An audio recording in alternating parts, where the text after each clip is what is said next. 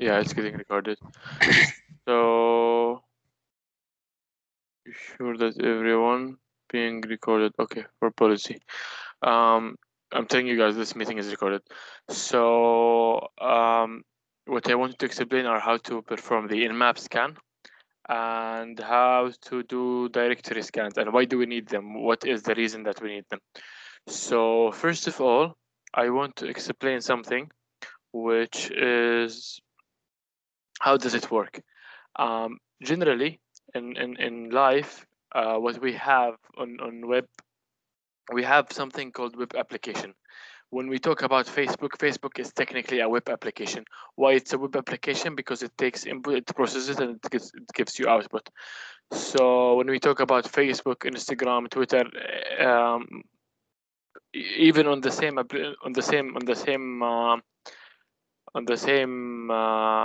web server, you will find a MySQL database, you'll find a PHP server, and you will find a what could else be, a key value store database like Redis or whatever the database is.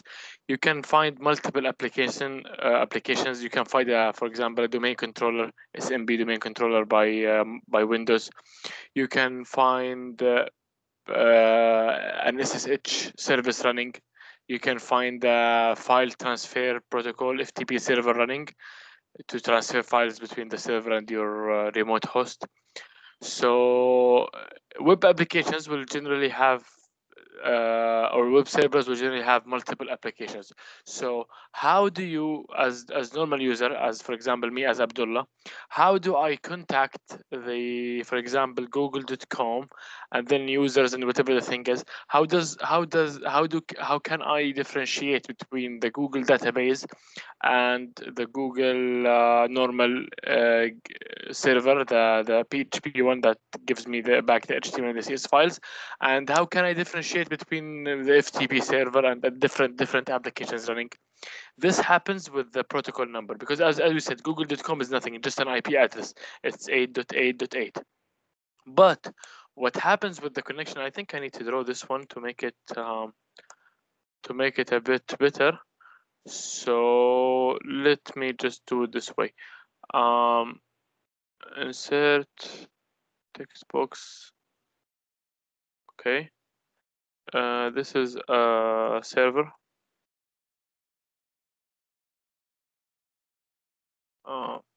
Okay. So this server is running different applications. He is running. Okay.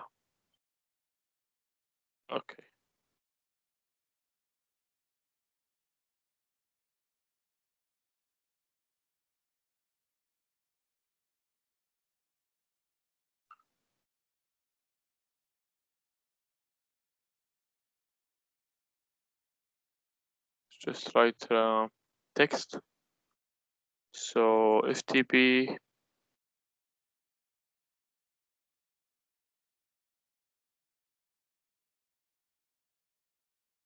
DNS, for example, SSH,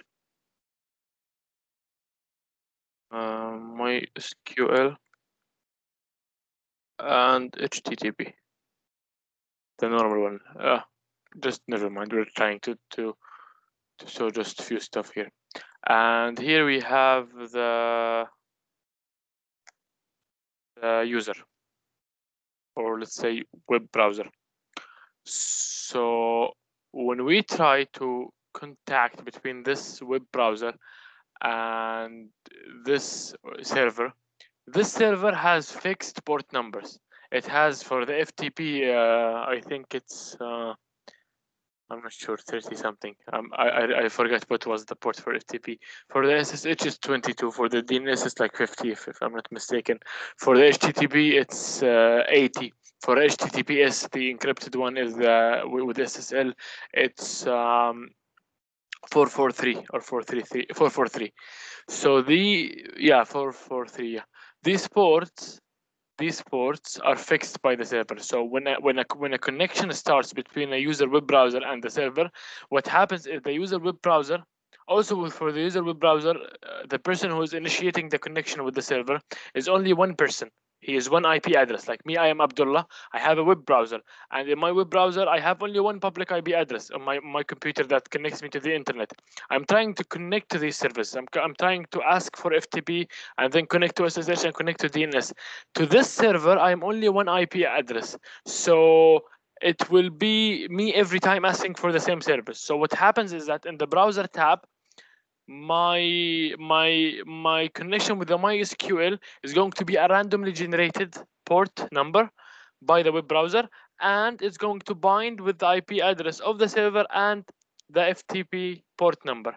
And then the other connection for the web browser and the SSH is going to be the same thing. It's going to be my IP address with a random port generated. It's like 65,535 ports. These are the number of ports that are available.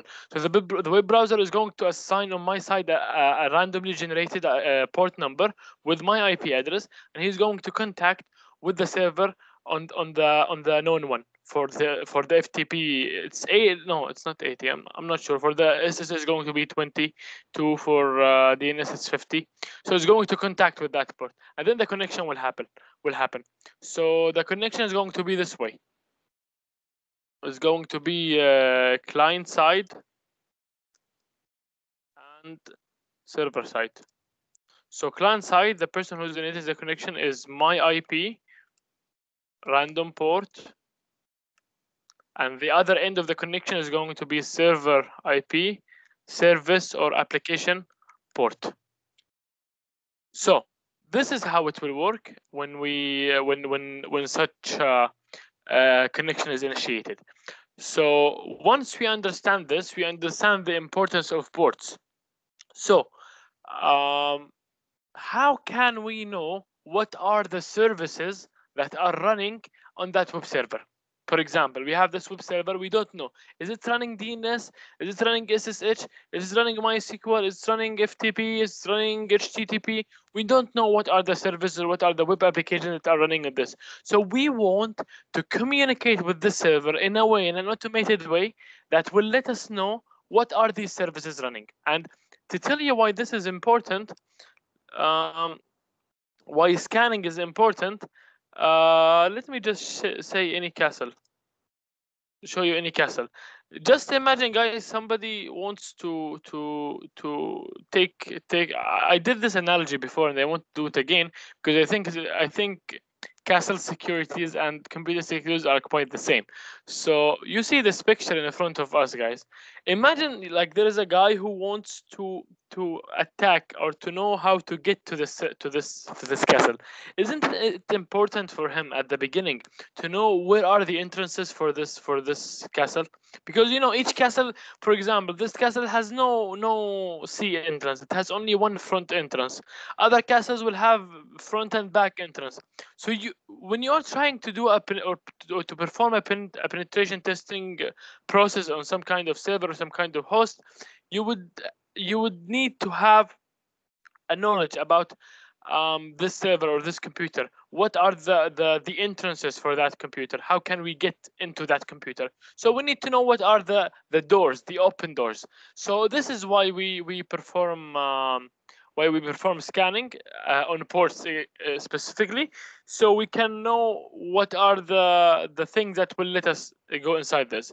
So let me just explain fast how this happened theoretically and three-way handshake. How this happened fast, and then we can go into actually trying these things by ourselves. So what happens is there are two connections for the reliability, the UDP and the TCP. The UDP scan is like you just throw a bunch of data. If it received it, it's okay. If it doesn't, I don't care. But for the TCP, before you establish any connection with this port, if I want to connect with the SSH server there, okay, I am here as Abdullah, I'm on my PC, I want to connect with the SSH application at that server. So what will happen is that I need to initiate a three-way handshake before to open the TCP connection. So in the normal case, I would send the SYN packet, because this is how the network packets are. Network packets are not just not just binary data. This is how the packet work. It has source, destination, port. As I was saying, we are going to destination port, right? We're going to the destination port of the SSH. Our port source is randomly generated. Sequence number, this is for something else. ACK number for something else. Like we will think about this later, but for now we just know that we need to have a source port and a source destination, and then we have the flags and the checksum and some kind of options and data. So how the three-way handshake is that they were going to send a SYN packet, and then once the server receives this SYN packet, like, hello, I want to initiate a connection, he will tell him, I acknowledge that, and I also want to initiate a connection with you. So he will send him send and ACK packet back to me, and then I'm going to him, okay, I acknowledge that you also want to make a connection with me. Then we both agree that this connection is going to happen. So the connection now is established on both sides. So people thought about this and they said, okay, if I send any SYN packet to a port and that port replies back with me with a SYN ACK, then that port is open. And then they came with the idea of performing some kind of a scanning attack, which will scan a big list of ports, and these ports is going to send it a SYN packet, and then if he receives a SYN and ACK, he's just gonna terminate the connection at that point.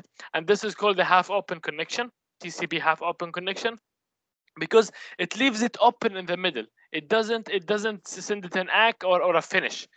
In the middle, it just stops sending an ACK, and then he knows that this port is open. And this is quite useful and fast, but you need to think of that, because when you're trying to do a penetration testing on some kind of an institution, this institution will have firewalls and intrusion detection system. So the IDS, or the intrusion detection system, it monitors the network, the levels, the things that happen in the network, and then it has some kind of predefined functions that will tell the that will tell the network administrator that there is something unusual happening in the server as an intrusion detection system. So when you do this thing, this is a big question mark for the intrusion detection system. When the intrusion detection system sees there is a lot of half open connections that are still not closed, he's going to give a notification to the administrator that there is somebody scanning the network. So that's why we go for other full TCP connections. So I am done with the theoretical introduction. Now I just want you guys to make an account on tryhackme.com. Before we used to, what was my username? Oh, okay. Before we used to use Hack the Box, but then somebody was bringing to my attention that it's not useful because it's quite hard. So he told me TryHackMe is much more better. So I joined the TryHackMe. Let me just. Oh, okay. Oh my God. Sorry, guys.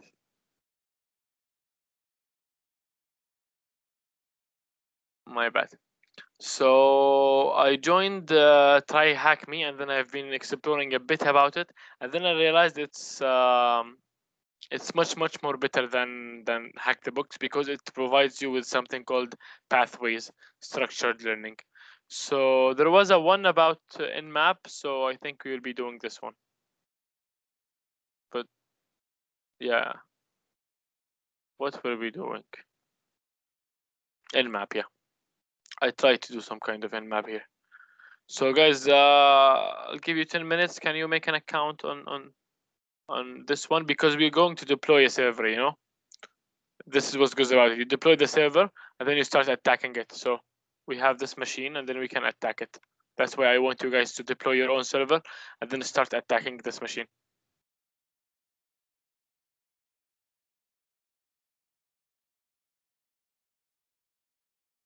Okay, this is the server IP. So we were just solving there.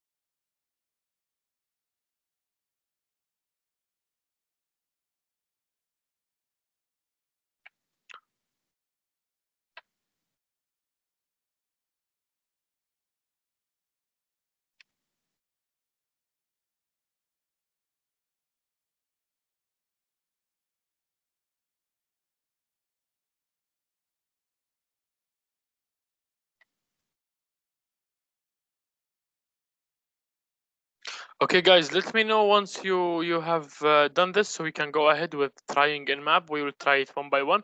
After that, I'm going to introduce you to directory attacks, and then you walk out of this thing and you already have implemented the directory attack and you have implemented an NMap, so you know how to do it by your hand.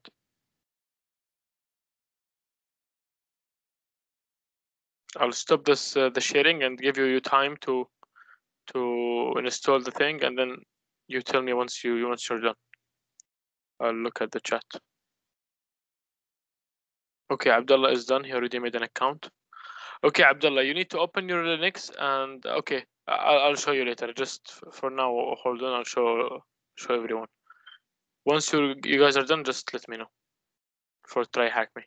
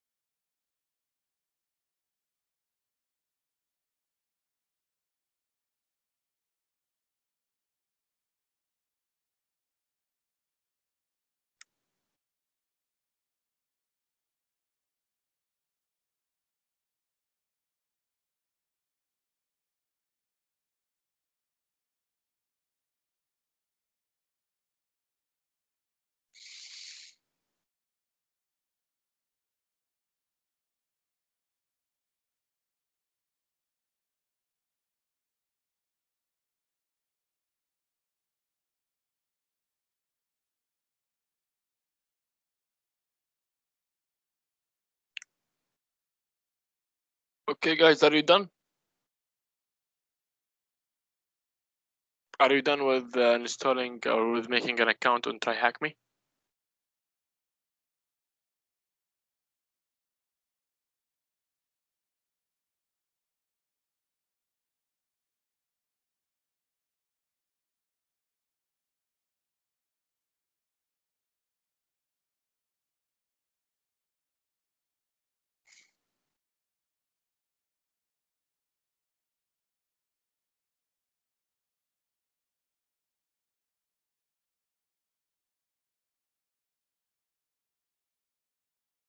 Oh, you're saying you cannot use the chat, or what happened?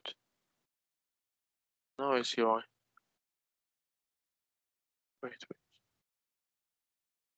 Yes, wait a second, guys. Okay, you cannot chat. Okay, yeah.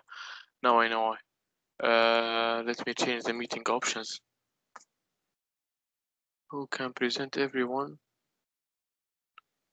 Why nobody can use the chat then?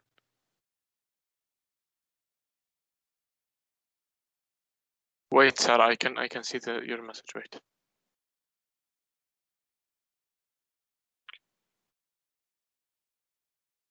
To team members. Okay, then I need to change the channel settings. Yeah, most probably. Okay, general. Channel notifications. Manage channel. Anyone can post messages. Yes. Anyone can.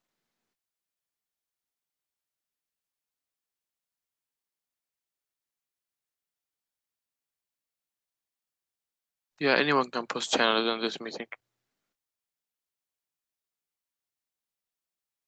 Why then nobody can reply? Okay.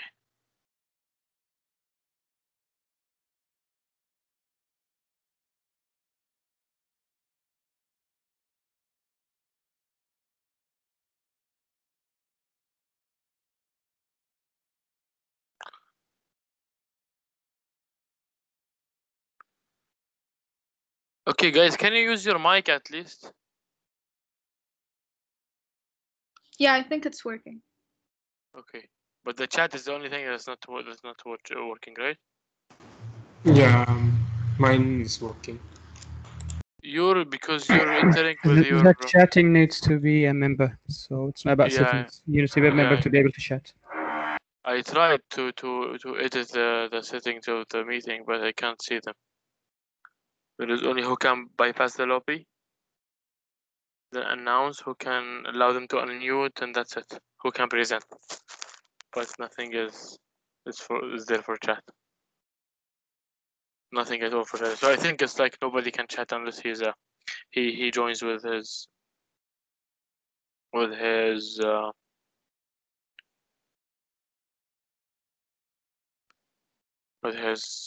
live at UTM with my account.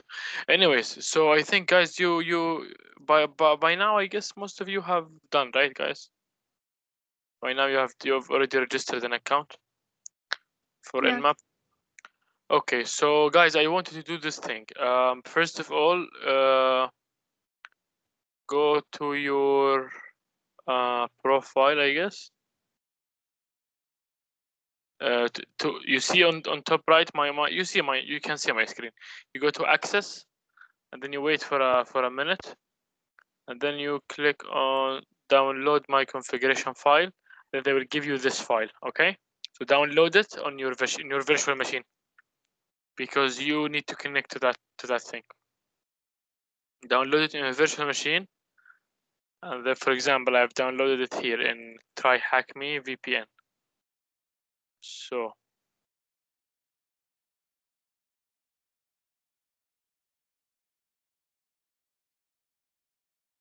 there is this terminal which I have done, but I'm going to close it so I can start with the beginning with you guys. You downloaded it, right? Sorry, come again. Okay. You go, but you do this in your virtual machine, guys. Okay, you do it in your virtual machine to be easier for you, because you will use tools from virtual machine using that file. So go to your account. This is your account. This is your main page at tryhackme.com. This is your dashboard.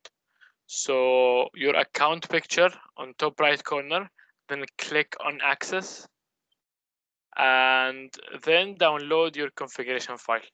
You press one time, and then you will find it wants to download.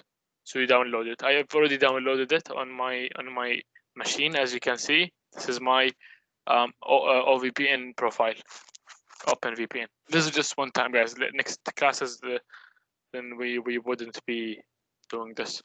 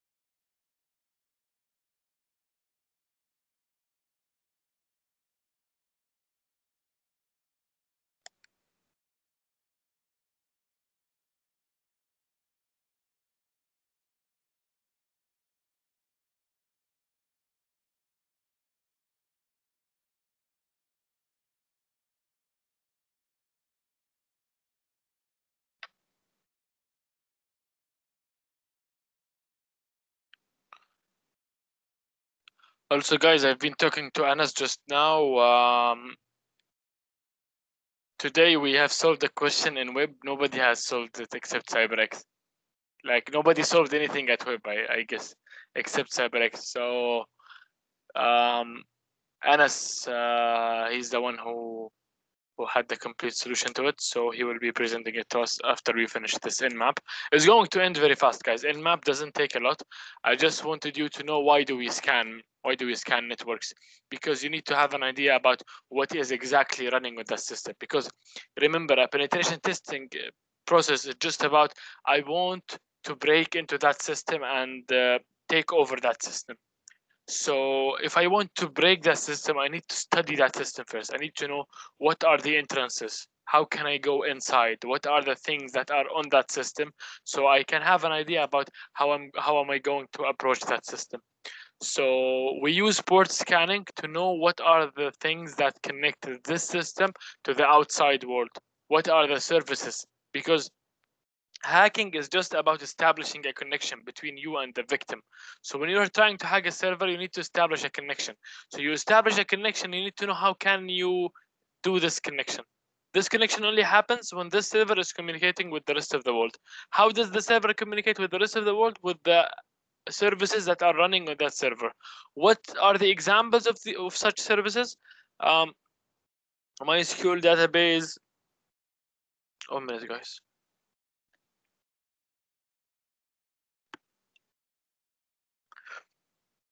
I'm sorry. What are the examples of services running on servers? Going to be a MySQL database. It's going to be a TCP an SSH connection. It's going to be an FTP server.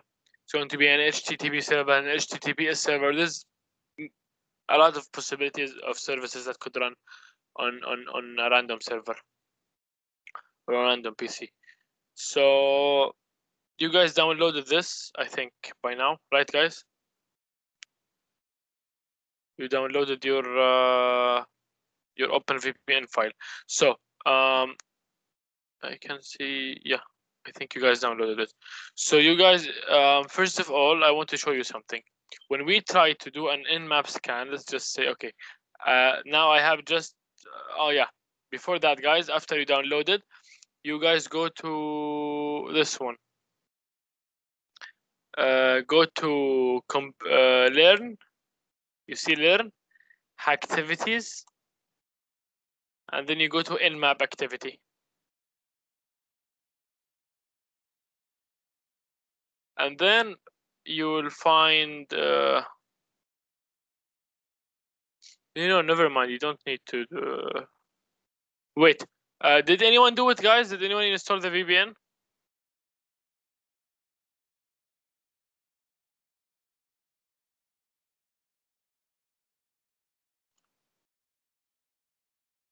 Anas, did anyone install the OpenVPN? Okay, Joe, can you try just ping this one after you connect to the VPN? Because I want to show you something, guys. Now I'm not connected to the VPN, so when I try to ping that VPN, you see it will keep timing out. Why is that? Because these people configured this this NMap service running or this NMap or this targeted PC. They configured that it only accepts packets and pings and connections from within the virtual private network, just to secure it. So you can't do this unless you just connect to that VPN.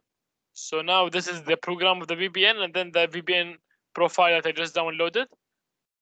So once I connect, you can see here, initialization sequence completed. So now I have connected. So if I do exactly the same thing I just did just now, which is the ping,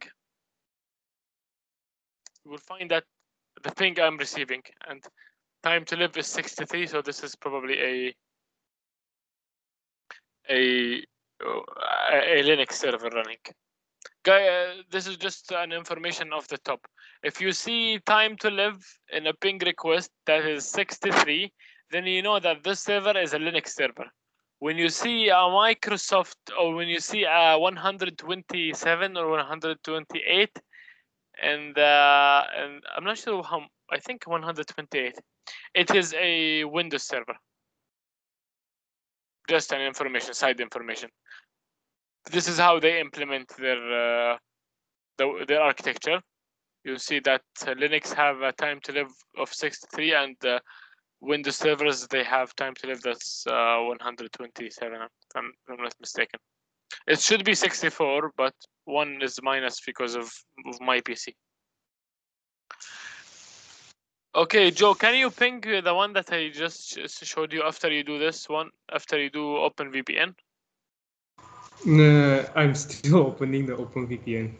Okay, okay. So did anyone guys install the OpenVPN already? Yes. Okay, Hani, can you do this thing? Can you first of all do sudo OpenVPN and then your profile name?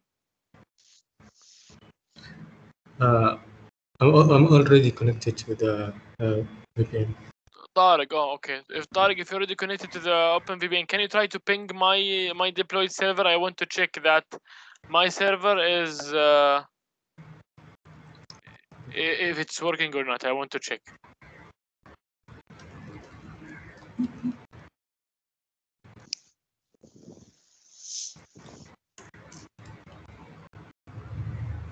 Because this is the first time I try TryHackMe, so I'm not sure if people within the same can attack each other's machine.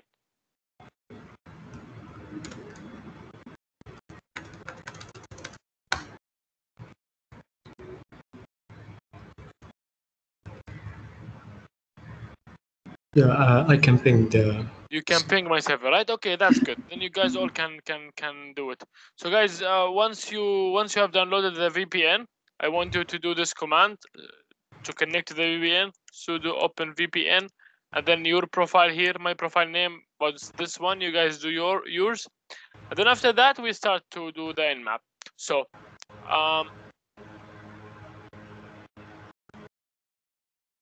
if you see my screen, this is the first one. We can do the NMap as I was saying to you guys. There we have different types of NMaps. We have SYN port scan. which is yeah, there are different types of scans, as I was telling you guys.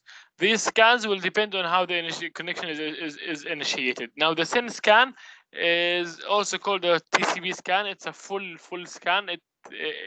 You know, the one that I was just showing you, the, what was it? The three-way handshake.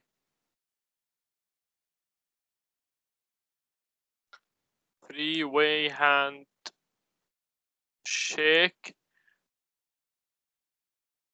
This one, it completes the whole sequence. It sends a SYN and receives a SYN ACK, and then it sends back an ACK. So it finishes the connection.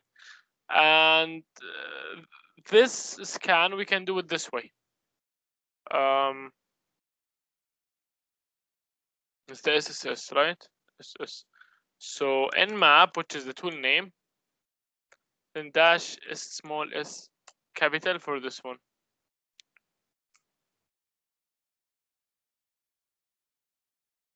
You request the scan type, which requires root privileges, yeah.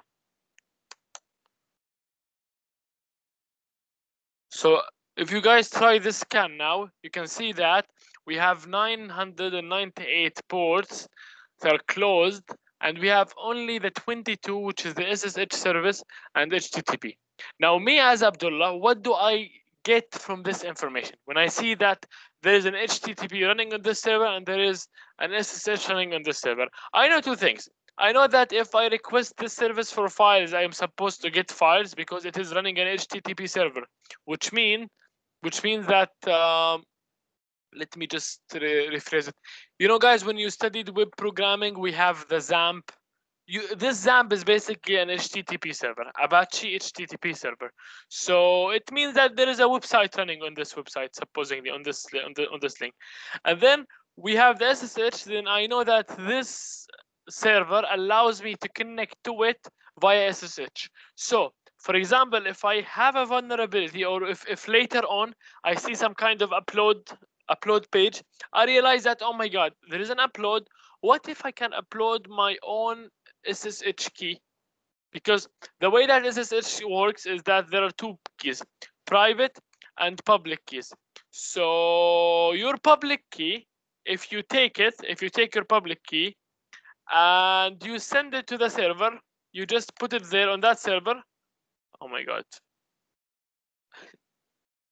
And you send it to this server, and then you try to connect like this SSH, and then your private key, whatever it is, and then username at server.com, IP address.com.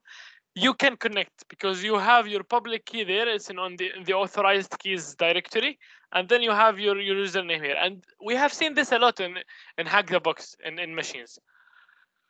So this is what I'm trying to tell you guys, is that when you perform port scanning, you deduce information about the server. You know that this server is running an SSH, this server is running a web server.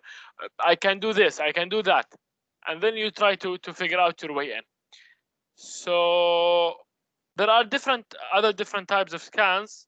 ST, which is a connect port scan, and then the UDP, and then the ACK, and there's the Xmas scan, the Christmas scan, and they all differ from each other about this one that I just showed you before, which is the packet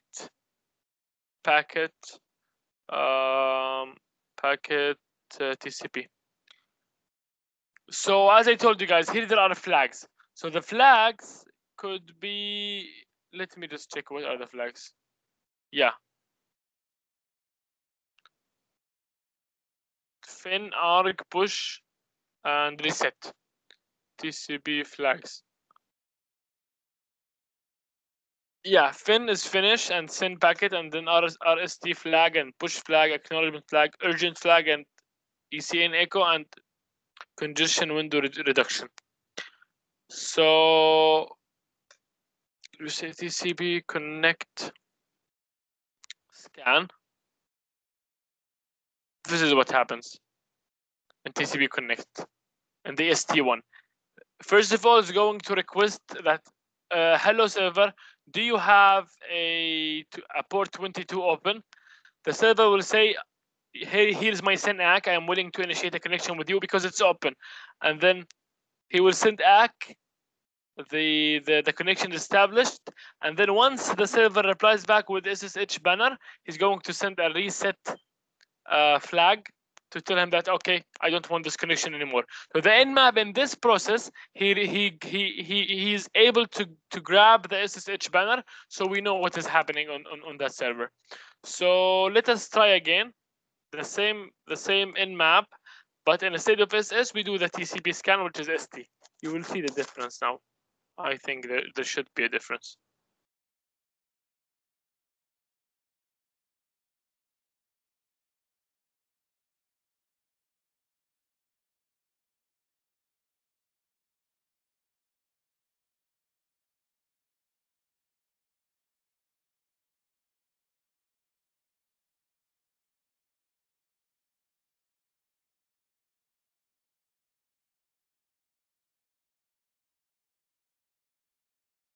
Okay. It's still the same thing for the services.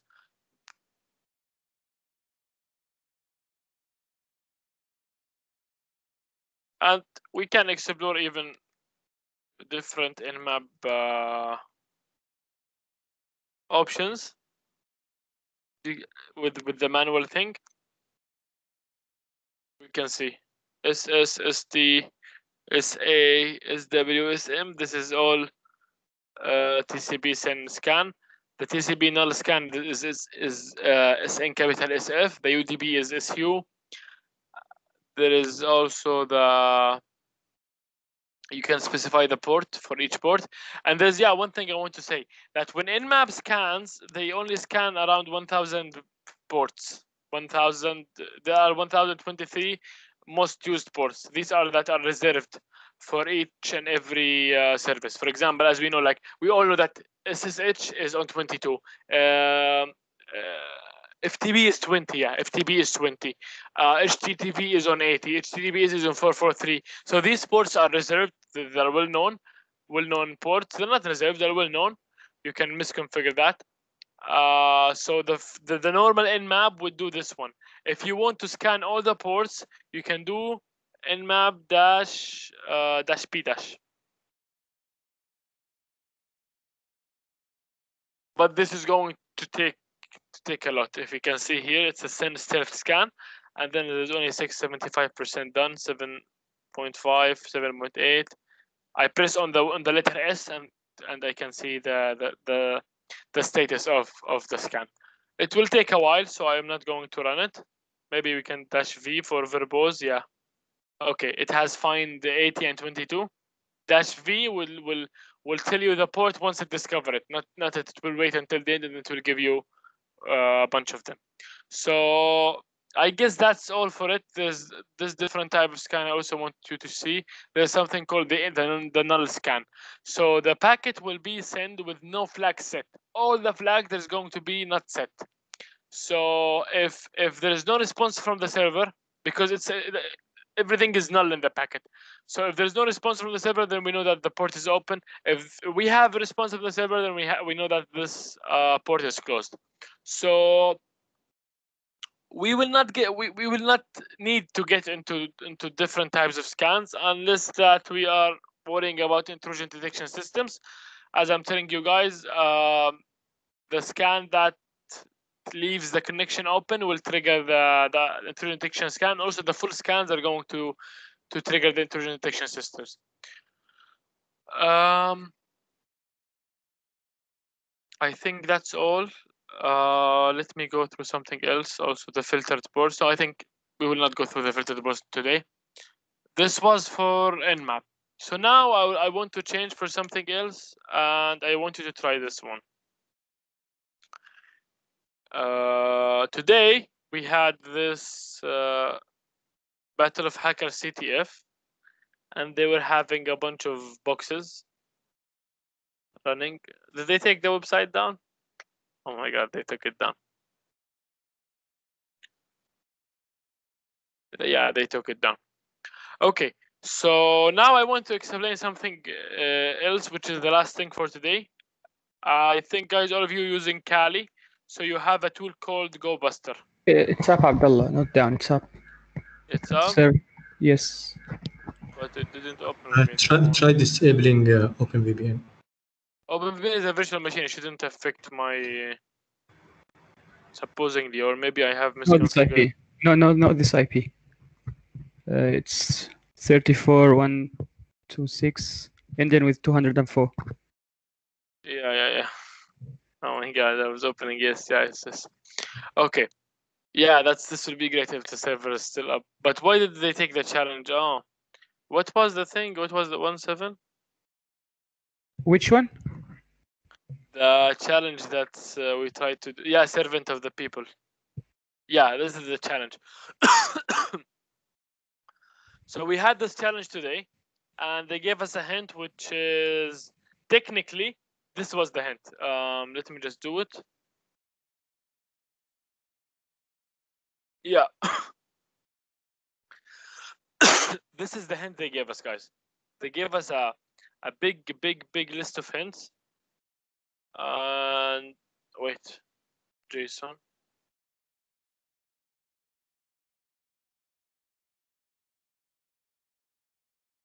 Make it dot. Because Make it dot JSON. no, there's some, yeah, web app JSON, yeah. I think it's this one, yeah.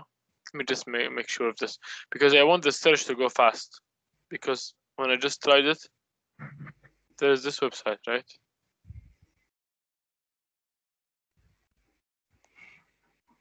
Today.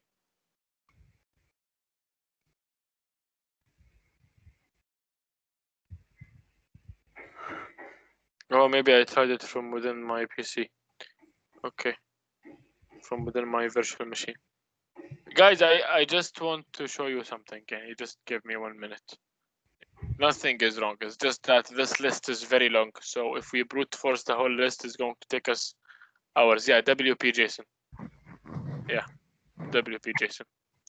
Okay, so I'm going to take WP JSON. I'm going to put it on like. Abdullah, I'm can you going send me to- the server? Can you send me the server? Yes, I'm going to put it like here, guys. 200 and yeah. Okay, so what I'm trying to show you here is a tool called GoBuster. And why do we use this tool? Is we are trying to figure out what are the extensions. If you guys see any web application server, you will find that generally servers will have these things. We'll have, for example, some slash challenges. Okay, so slash upload.php. This is a very common web page. So now it's not found on the server, but you will find it in different web servers. There is, for example, a lot of extensions. So these extensions are common. For example, somebody is trying to use WordPress, right? WordPress is a platform that is already there on the internet. So when you implement WordPress, most probably you will have the same directory list, the same directory structure that is in the main application. So you will find wp-admin, wp-config, wp-whatever the thing is. So what if you want to know all the slash whatever directory or file on some kind of an external web server? You want to perform an attack to brute force all the possibilities. So there are a lot of lists on the internet. These lists are known for having a lot of directories that are very famous. So this is, you already have on Kali, you'll find user share, word list, and then you have what derp and fast attack and rockq. So I'm going to go for derbuster or derbust, yeah. And then I'm going to see we have directory list 1.0, 2.3 medium, 2.3 small, lowercase, medium, and stuff like this. So I'm going to go to directory list. 2.3 medium. Okay, I'm opening it with list so you guys can see. These all are just comments. It's since 2007. So you see, these are all the possible slash pages that you can find. We have the CGI bin, it's very famous. We have blog, new, 10, 2005, archive. It's just a list. So if we want to know how many things in that list, how WSC-L. This is a life hack, guys. You know, last command I used less, and then this was the command, and the first argument was what? This whole long one. So now when I wanted to put this whole long one again, I don't have to write it. I just did WC-L and then Alt and dot. Press Alt and dot, you will get the last argument. So you will save time. Okay, so I got this one. I want to see how many lines we have. 200 to 220,000 and 560. So this is a huge list. These all are possible numbers. And then you can go to the internet, and then you can go to something else called sec list. It's a good GitHub repository. We have fuzzing, for example, payloads, web shells. There is so many things. So for discovery, I think infrastructure, SNMP variables, the web content. Then we have URLs.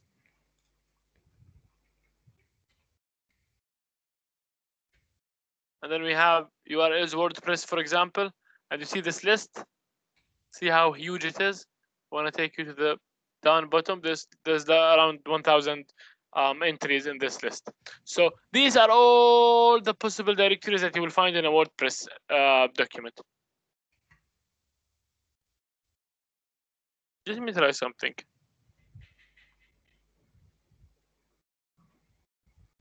JSON, there is no JSON here. So you know now why we need this one. So let's just perform the attack. So when we want to perform the attack, we go to Go Buster. And guys, you need to know that this attack is illegal before I just show it to you. This one that I'm trying to attack is a competition question. So we are allowed to attack it. But on normal website like UTM website and official website, this will cause you harm and this will put you in jail. So try to stay away from jail and try to use platforms like, you know, Hack the Box. I think most of you have accounts. Use any machine and practice on that, or you can practice on TryHackMe. I still didn't find that one, but I'm sure that they will have a lot of ways to perform attacks on machines. So we do Go Buster, and then we have the options. So we have directory mode, DNS, subdomain, brute forcing, and then help, and then virtual host. So we will use directory mode, and then we need to specify two things. -u, which is an option for the URL. You put your URL here, and -w for the word list, and then you put your word list path here. So for the URL, I'm going to give this URL, right? Because yeah, it's not HTTPS, right?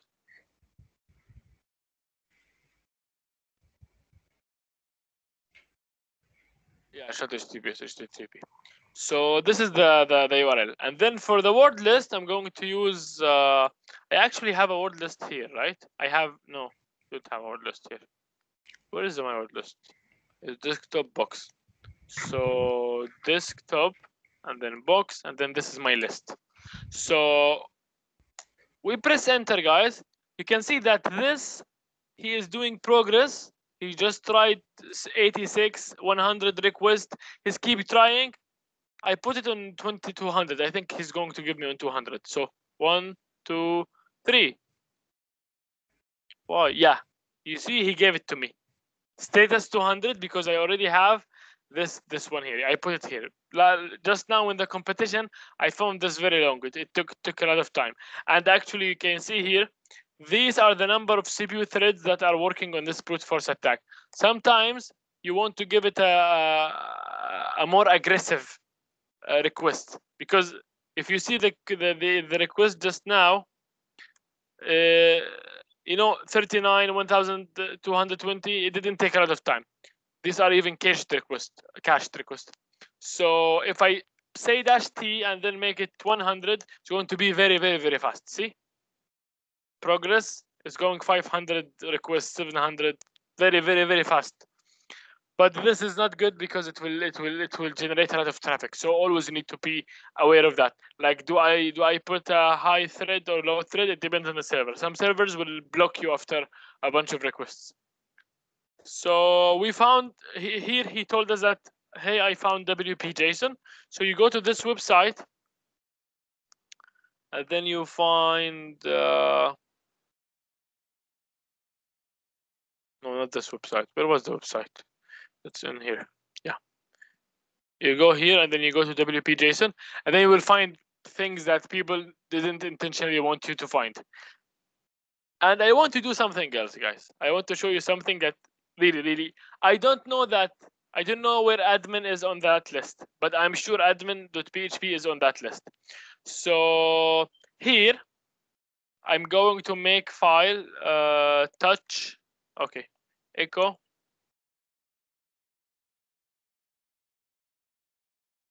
Welcome, CyberX. And then I'm going to create a file called admin.php. Okay, or just create a file called admin. Okay, so now we have two files here, admin and admin.php, right? I'm going to make myself as a server. I'm the local host now. I'm going just to make myself as a server, Python 3-m http.server. What I did now is that, yeah, on port 8000. So anyone who just come to me as a local host now on this port number, I can give him anything that's in this directory. This is a good thing, you know, if you want to host some stuff in your. So now I'm going to go. This is the local host. This is my current computer password. Sorry, IP address, and then this is a server. Now I want to get admin, and then I get the admin file. Admin.php, and then I get admin.php, because now I'm a web server, and you see I got request. If I request for something that's not here, whatever, it's going to give me error.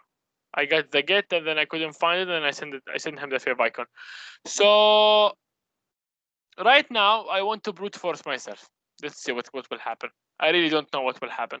So go buster dir mode, directory mode, and then -u for the URL, http 127.0.0.1.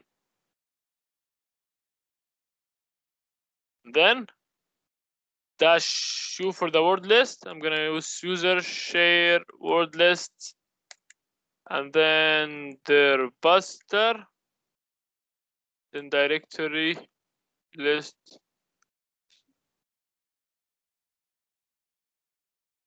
.3 small with text. Okay.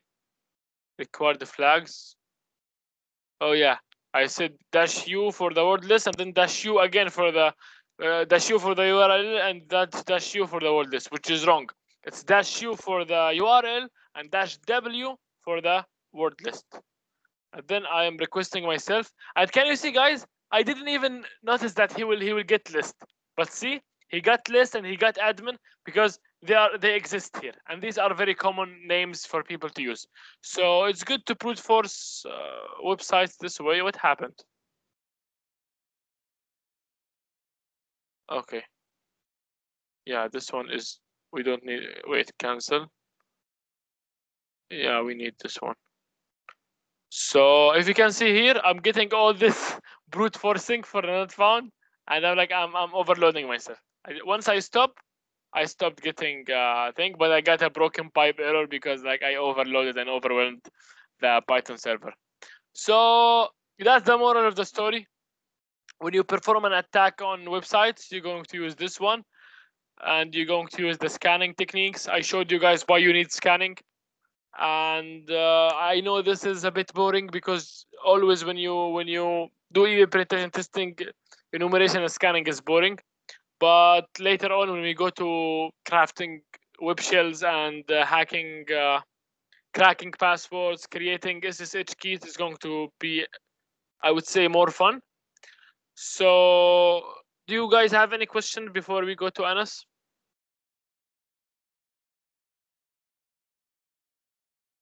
You can just take the mic and tell me if you have any question about how to perform a brute force or how to perform a scan? Or why do we perform a scan?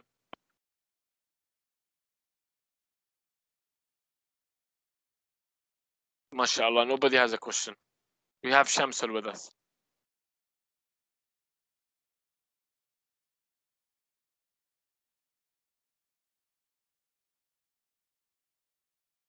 Okay, if nobody has a question, then I guess I'm going to leave the mic with Anas, because Anas, he told me he wanted to explain today's question. It was a very hard question, so the mic is with you, Anas.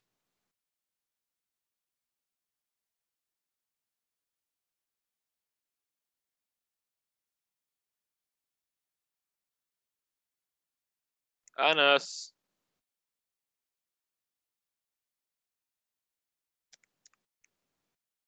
Yeah. Sorry, my mic. You can hear me. Yeah. My mic is a problem. Okay, you can share the screen. I'm going to stop to share.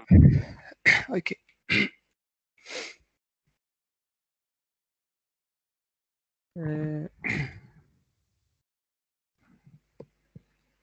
Can you see my screen? For me, not yet. You need permission. System wait. recording.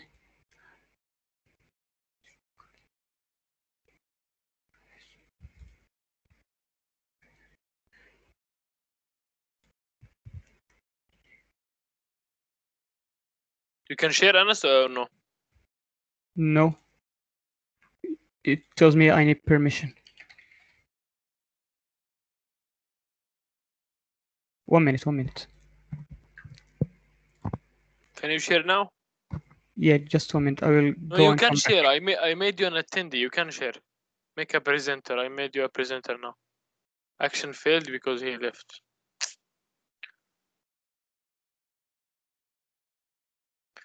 Okay, guys. I'll until Anas comes, maybe I'll show you one of the questions we had today.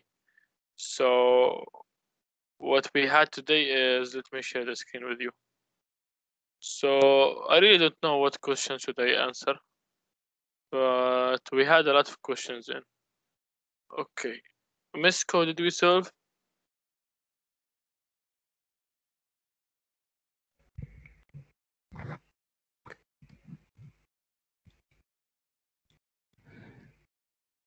Now you can see my screen, right? Yeah, okay, خلاص. I was planning to share something, but خلاص, you can share. Okay. Okay. So, wait, don't tell me it's down. According to them, it was up. I don't know what Yeah, happened. it's up. Okay. So basically, we had a CTF today. It's called Battle of Hackers, made by AP University, and there was 2 web challenges. They were both hard. One for 800 points, and the other for 900. And we managed to solve one of them, and we were the only team that was able to solve any web challenge. So I will be going through how we solved it, and I will go to the solution directly. I won't tell you other than that, but sometimes I will break and ask you if you have any clue what should we do in the next step. So basically, it just gives you this website, and you can register as a member from here.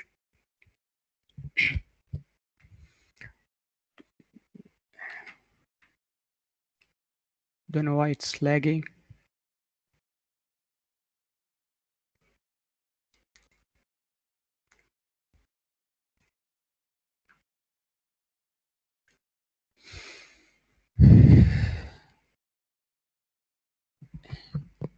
Abdullah, can you try? Is it lagging for you?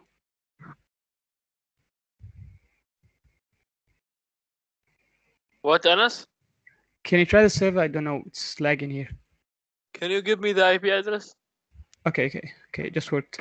So you can start by filling your name. So I'll just write Anas, and then your IC number.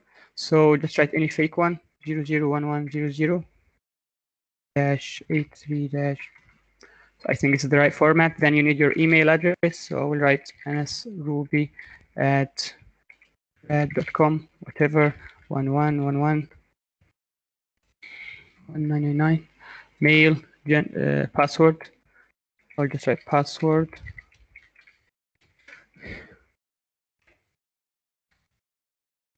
sign up.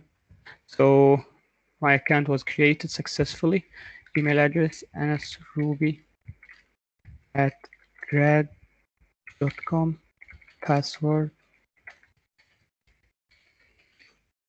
Okay, so the website only has one functionality. It's about applying for membership. So when you apply for membership, there is your details, and there are 3 file upload inputs. This one for your front, I think front of your front photo of your IC, and the back photo.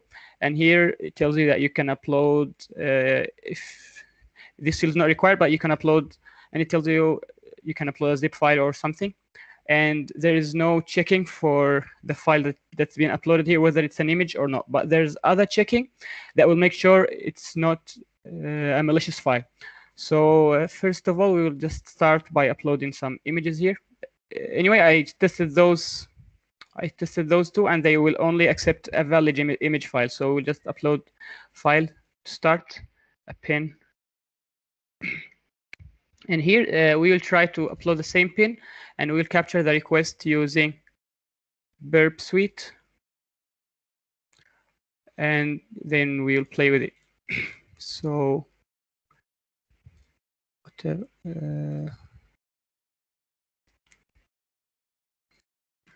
So it's on. So let's apply. Now this is the request. We'll send it to repeater. Let it go.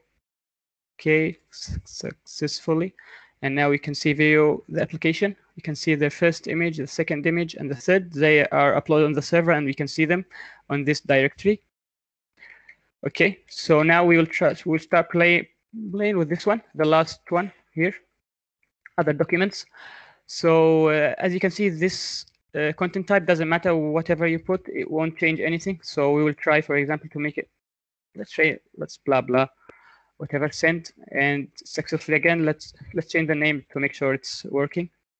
Send. Now let's reload. As you can see, the name is changed, so the file has been updated, and it's still the same. So first thing we know now that content type doesn't matter. So we'll just put it like that, so we make sure that this doesn't affect whatever we are uploading. Second thing, we'll try to upload a server file. So for example, we'll try the most basic one, HTML. So send, as you can see, it's blocked. So now we want to check whether it's a whitelist or a blacklist. The difference between whitelist and a blacklist. In the blacklist case, there are some content types that are blacked, and you can't upload those specific files on the server. But in the whitelist one, there are some specific files that you can upload, and anything else you can't. So to check this, the very simple check, you just write something very, very what you call it, very random. So, and you check, and it's successfully uploaded. So this means that there are some specific files that are not allowed, not the inverse, not that some files are. There are some files that are not allowed, not some files are only the allowed ones. So this means first thing we try when we find something like that, we try. 1 minute, sorry, that's not the one. Okay, so first thing we try to find some extensions that are not very common, and the most big one is PHTML. It's also blocked. SHTML. Also blocked. Anyway, I tried all the extensions that I know, and none of them worked. So after some thinking, I find an idea to upload a .htaccess file. And what is .htaccess file? It's a file that manages the Apache server. So if we Google here, yes, the Apache server, it's the file that tells everything how it works. For example, it tells every file how should it be reading and how should it run. And it works if you for example have this folder. This is the folder called docs, and inside it there is a folder called current, and there's a folder called how to. So for example, if you have a .htaccess file on this root, all the sons of this directory will be affected by the htaccess in here. And for example, if you have a .htaccess in this path, it will affect all the files under this path. So now we are. So to check that all our files is uploaded on the same place, we must make sure that they are all uploaded in the same directory. So if we checked here, this directory, is the first one that's uploaded to is the same as this one and is the same as this one. So all our files are uploaded in the same place. So this means if we can upload the .htaccess file, we can change the server configuration. So the most important function that we will use on .htaccess file right now is the add type function in .htaccess. After some Googling, I find this function, and you can use it to change the server extensions settings. So for example, let's open any website. This one, let's see.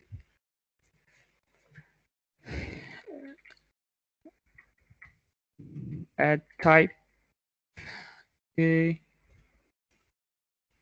So here, yes, you can see here that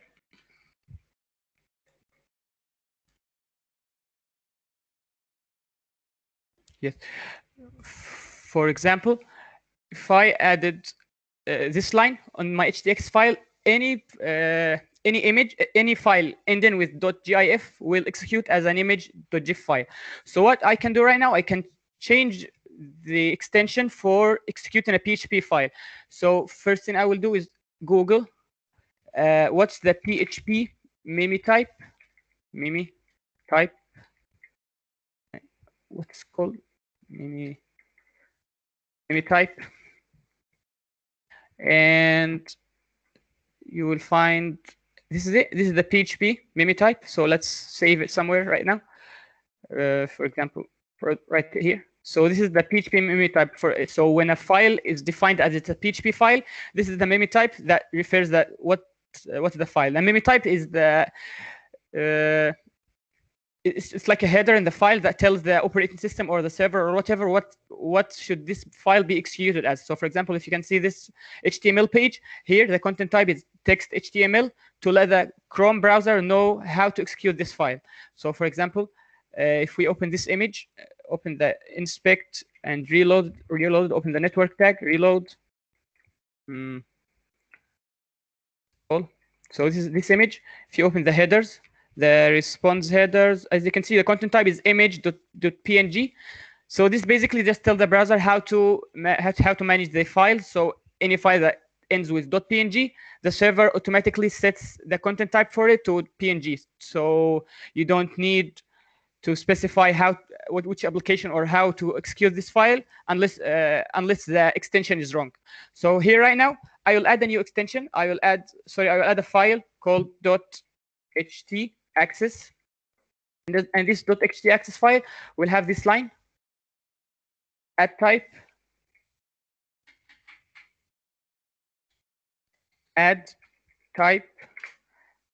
and I will create my own extension. For example, let's say UTM. So any UTM file will execute as it's a PHP file. If anybody had any confusion in this part, you can just open your mic and ask. Is it clear how I can make the server execute .utm files as PHP files? I will upload a .htaccess on this directory. That's my profiles directory, and now any file in this directory will execute. So first, to test that everything is working, as you can see here, I'm forbidden to see the files in this directory, but I can Google, you call it directory listing, htaccess. Yes, directory listing. This options indexes. This line will allow for accessing all the files on the directory, and once I reload, I will be able to see all the files. So now I will upload this file. I don't know, should I upload it with? Okay, I will do it the simple way. So now this, I'll create a file and add 2 lines on this file and save it. Control S, my desktop, as .htaccess, and save. Use dot. Okay, now you can see the file on my desktop. Where is it? Where's the file? Must have saved it wrong place. Control S on my desktop. Save. Sorry. The dot file is usually hidden. So. Yes, in Linux. Okay. Linux, never mind. I'll just use my burp suite. If you did the same thing on Windows, it will work. You can just create a file, name it .htaccess, and upload it. But now, because I'm on Mac The OS, file file is is hidden. is created, by the way. It is created, but You you can- can't see it in desktop. you can If see you it just change your options. desktop ls-la. You can see Yes, it. This is it. you can see But that. it's hidden. It's It's hidden. it's hidden. Anyway, so I'll just use my burp suite and send. Wait. Yes, this one .png. Send. Okay, successfully. Now reload here. Okay, as you can see, my htaccess worked, and I can now see all the files on this directory. I don't know if I can access the file itself. Nope, it's forbidden. The upper .htaccess file is forbidding any htaccess file to be accessed. So I can't read the htaccess file I just upload. But as you can see, as a proof that it worked, this line, options plus indexes, there's plus and there's a minus. Minus means disable directory listing, and plus means enable directory listing. So any listing, any files in this directory, only after this directory, I will be able to list it. So for example, if I moved one layer up, I won't be able to access unless I have a htaccess in this directory that will allow me. So anyway, now my file is successfully uploaded, and I also have another line that will allow me to execute the UTM files as a PHP file. So now I will add a file called exazim.utm, and I will write PHP execution code here, system. I'll just write ls here. Ls is a basic command for listing the files. Anyway, so it won't work. Why? Because after some investigation, I find that PHP all this greater than, no, this is less than, I think, less than and question mark PHP is blocked by the server if it's in the content or the name. Anywhere the server, anywhere where the request has this value, will be the request will be blocked. For example, if I separated them by space, it will be accepted, but that way the file won't work.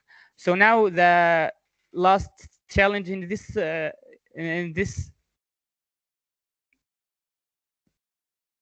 hello, can you hear me? Yes, Dennis, we can hear you. Yes. Yes, sorry, my voice went. So anyway, the last part in this challenge is to be able to bypass this. So anybody has any clue how we can bypass this word and how we can execute PHP files without writing this, or how can we bypass this? I guess the same thing that you just showed us is that you tell PHP or you tell the server to treat things differently. So you tell him to treat, for example. Maybe this is the way, but it's not the way I solved it. So I don't know if it's doable or how to do it. Anyway, there's a simple PHP trick here. You can Google it. I don't know what's called actually, but anyway, if you wrote a PHP like that, this is the PHP ending.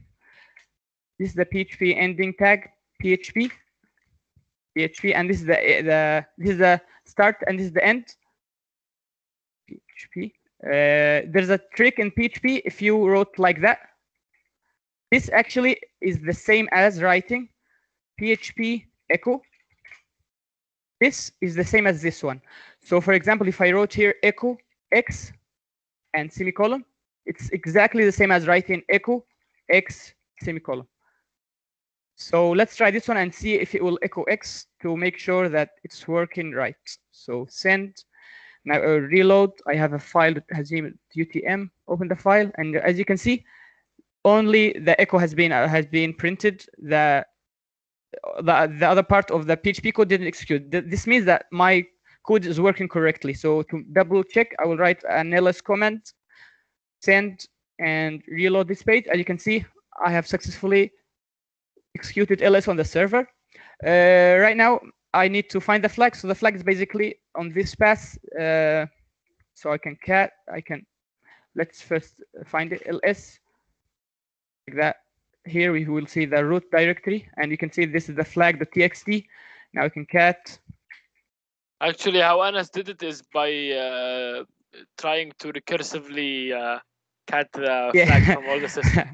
Because we didn't know where did it exist. So we said, okay, we cat all the files in the system and we grep for the world flag. And then we found it on desktop. So now, as you can see, if I wrote cat flag.txt and reloaded, this is my flag.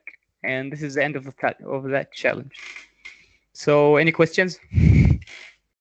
And guys, I just want to tell you, like this competition is quite crazy because there are some questions you can't solve them. Like the web questions were pretty tough, as Anas is showing you. They are really tough. The web questions. We only managed to solve one, and we are the only team in the whole competition who solved it. But then the same competition, you would find a lot of different other questions who are quite easy. Like, let me show you. I will share my I'll stop screen. sharing. Okay. Okay. There are other questions. They were quite easy, guys. Yani, we have this question in reverse, I think.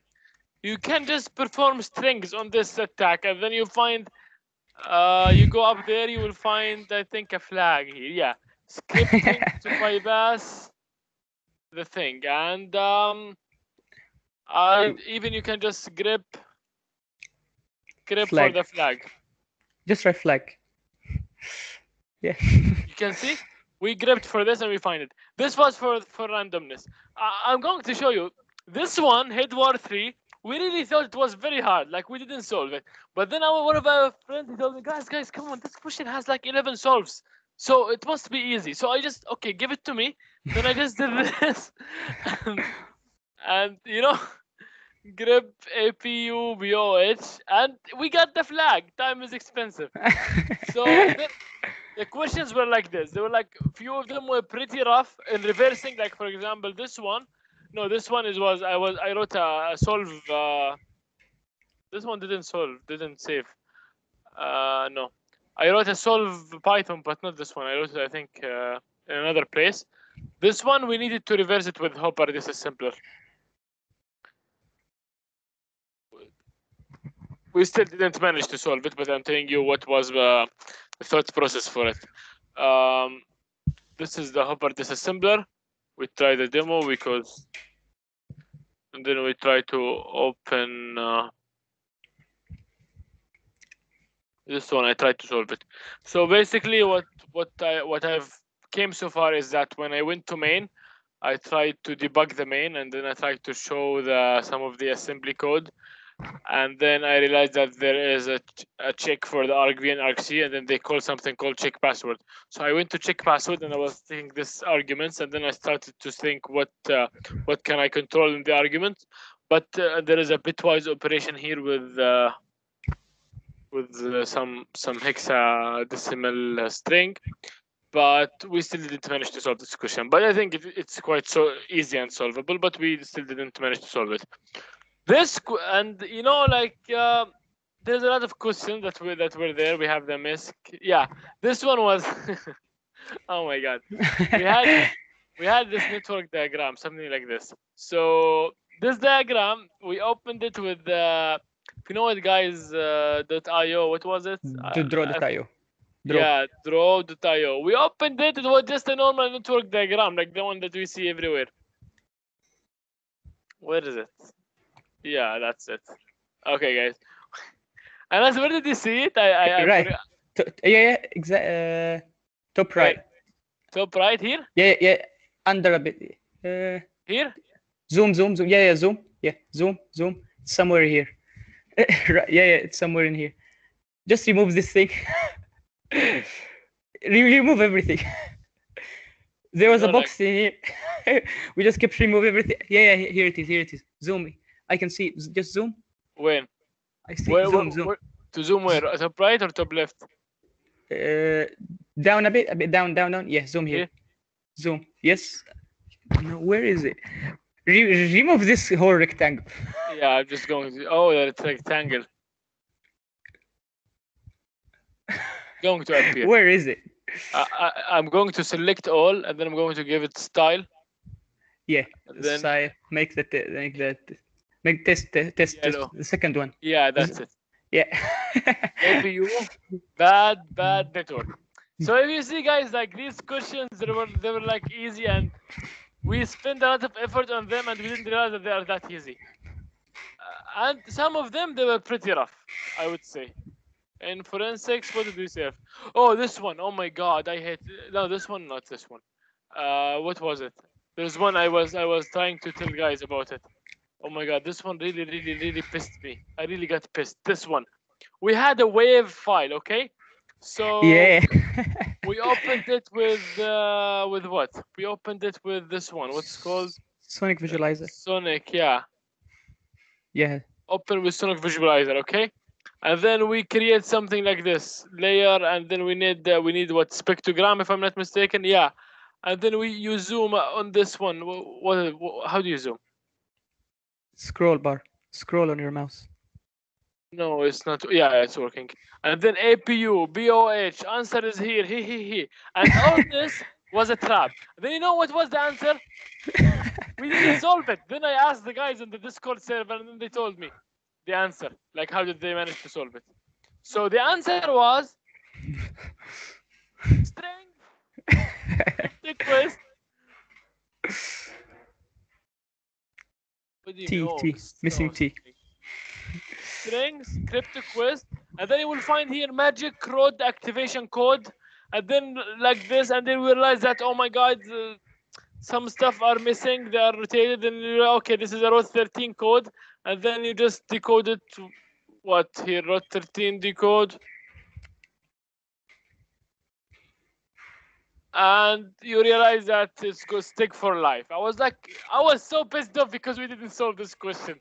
I mean, it had like 250 points. So yeah, a few questions were hard, few questions were middle, solvable, few questions were rough. So it depends. Abdullah, you know, there's a question, right? They have it wrong, you know. What They have the question? output wrong. Forgotten The- password. Yeah, forgotten password. Yeah. Actually, Anas solved it. I was like you. I found the password wrong, and then I told him. He told me I just guessed the O. There was an O for Python is yeah. Let me just show it to you. I just solved it by luck, you know. I started. I started it was wrong. It was wrong. The question was reversing it, and I found PYT. I thought, yeah, it must be Python. I Yeah, continued Python is Python, and then I powerful. continued, and it worked. And when I asked them, they told me they tried, but they didn't. It didn't work because the application itself is wrong. But Yeah. That's it. That's it. Just a It's flag, and then you start to reverse this thing. But then you will find one O missing, so you need to add it yourself. And it somehow worked with us. That's what I was like talking to the guys, and then they said, "Huh, is that really a problem?" And then they just tried, and then they said, "Okay, thank you for that." Then I was like, why only 3% that solved it? I was like, it's quite easy. Exactly. But They were yeah. like, yeah. So as I'm telling you guys, questions were not about. Few of them were solvable. Few of them were very and extremely super easy, and a few of them were just rough. As I told you, I just showed you guys 6 flags with just strings, with just one step. Others will require 2 steps, 3 steps, and that's it. We should. Yeah. What? Continue. No, go on. No, I'm just asking, do you guys manage to finish the 6F one? The what? The 6F. There's one, like crypto or steganography. I was doing that all day, you know. What was the name? 6F. F. Oh yeah, no. F. We No, we didn't manage. We didn't manage to do this. Well, I'm still actually. hard. I did it all Yeah. day, you know. I didn't know any other question. I did that only. I was like, Yeah. This one we also didn't manage to solve. It was quite we hard. tried everything. We found these FEs. There was like 10 or more FE inside the file, and other millions of FF. So we captured this part. We tried to render them as binary. Yeah, as binary, as an image, as UTF, Morse code. Nothing worked yeah, actually. Yeah, that's why I was like, wow, it's really crazy on that. It's okay. We just had fun, and it was a cool experience. We didn't lose anything. It's a Saturday, and normally we would be chilling on our couch and watching Instagram or scrolling whatever the thing is. So we just enjoyed our time, and it didn't take so much. So I think that's all, guys. Thank you very much. I don't want to take more of your time, but just I want to take 3 more minutes, because as I told you guys, we will be registering merits. So scanning and enumeration, CyberX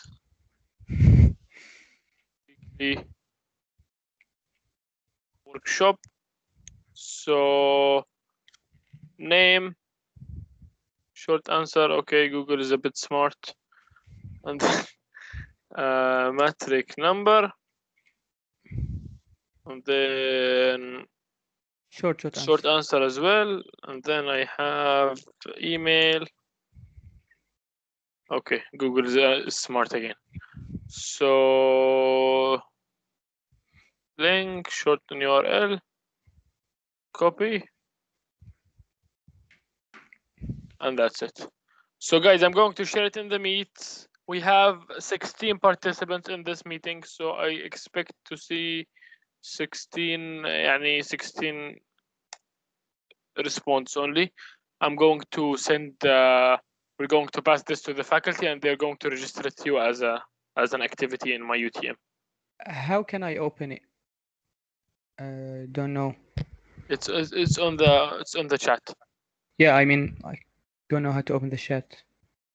You will find It tells me chat in channel meeting is only available for team members.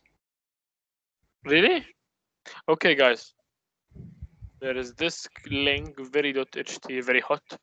It's a shortening form. So Yes, CyberX 1. Okay. 999. Okay. So guys,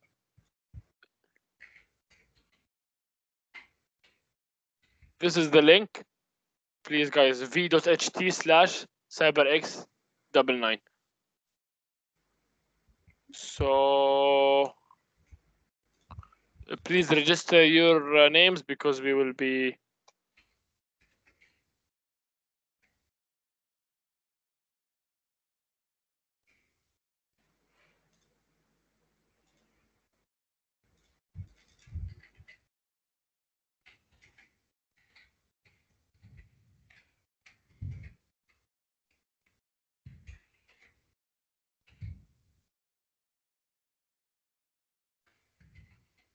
Okay, done.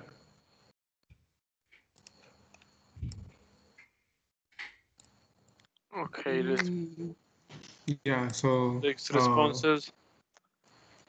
So I'll excuse myself. Yeah. You're sure. You can go. Okay. See you inshallah next Bye, week. guys. Next week is going to be better, guys. Today I just finished the competition, and then I run very fast to the workshop, so I barely ate anything since the morning. So I apologize if I wasn't thorough enough in delivering the information. Yeah, okay. Bye, guys. Bye.